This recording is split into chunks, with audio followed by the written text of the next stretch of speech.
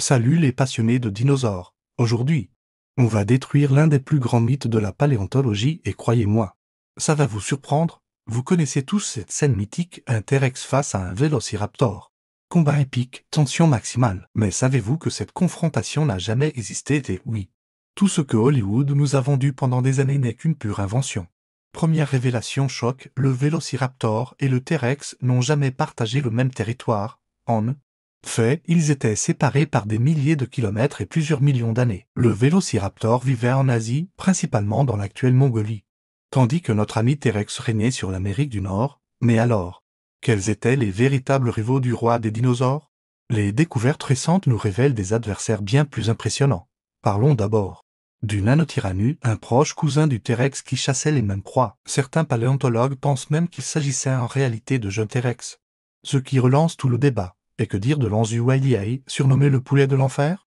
Ce théropode de plus de 3 mètres de haut partageait le même écosystème que le T-Rex, avec ses griffes acérées et son bec puissant, il représentait une véritable concurrence pour les ressources. Mais le plus impressionnant reste l'Alamosaurus, un titanosaure gigantesque, même adulte. Un T-Rex devait y réfléchir à 2 fois avant d'attaquer cette forteresse vivante. Imaginez un peu. 30 mètres de long, pesant plusieurs dizaines de tonnes.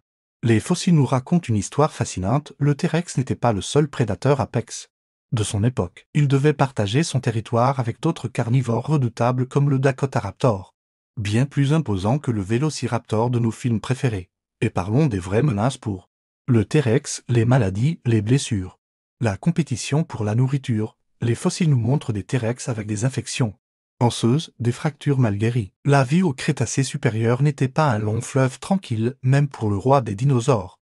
Ce qui est fascinant, c'est que chaque nouvelle découverte nous permet de mieux comprendre l'écosystème complexe dans lequel évoluait le T-Rex. Les analyses des sols, des pollens fossilisés, nous révèlent un monde en perpétuel changement où notre prédateur devait constamment s'adapter. Les dernières technologies nous permettent même de reconstituer son comportement social. Exit.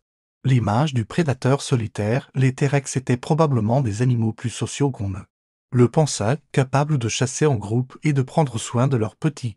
Alors oui, le T-Rex était impressionnant, mais son monde l'était tout autant. Un monde où la survie dépendait de bien plus que la force brute, où chaque espèce avait sa place dans un équilibre fragile. Si cette vidéo vous a plu et que vous voulez en apprendre davantage sur les véritables relations entre les dinosaures du Crétacé, n'hésitez pas à vous abonner et à activer la cloche. Dans notre prochaine vidéo, nous explorerons les dernières découvertes sur l'alimentation du T-Rex. Et croyez-moi, ça va encore chambouler vos certitudes. Laissez-moi un commentaire pour me dire ce qui vous a le plus surpris dans ces révélations. Est-ce la séparation géographique avec le Vélociraptor ou peut-être l'existence du poulet de l'enfer? À vous de me dire. Merci d'avoir regardé cette vidéo jusqu'au bout. Et rendez-vous très bientôt pour de nouvelles aventures au cœur du Crétacé.